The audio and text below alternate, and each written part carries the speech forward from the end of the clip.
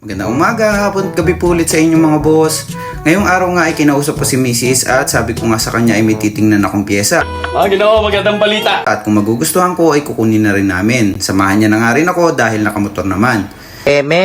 At nandito na nga rin kami, nakarating na kami kung saan namin imi-meet yung tao na magpapakita sa akin ng pyesa. Talaga, Charmin, pak.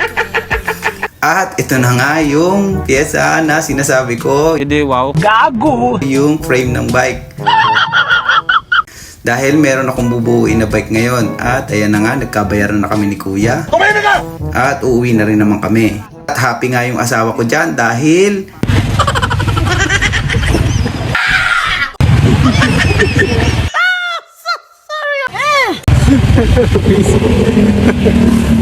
Akit! Akit!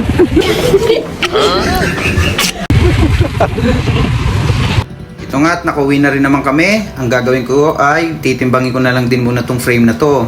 Although sure na mabigat yan dahil bakal nga, pero ang goal weight ko sana kapag nabuo na to ay 10 kilos. Hindi, wow. Ang gamit ko kasing bike ngayon ay 14 kilos ang bigat. At ito na nga yung timbang niya ngayon kasama yung buong frame set, stem, seat, saddle at crank. So kaya ko nga kinuha to dahil plano kong bumuo ng classic looking na bike pero modern parts yung nakakabit. Mas masarap din daw gamitin ito dahil mas maganda mag-absorb ng lubak yung bakal na frame set. So tanggalin ko na lang din muna yung mga parts na hindi ko naman kailangan or hindi ko naman gagamitin. Medyo malaki nga rin para sa akin tong size ng frame set na to. Actually pang 6-footer na nga siya pero hindi naman tayo katangkaran. So ang plano ay paparesize ko rin to bago ko pintahan at buuin. So timbangin ko na nga lang din muna dahil natanggal ko na yung mga piyesang hindi ko naman kailangan. Gaano nga ba kabigat itong frame set na to.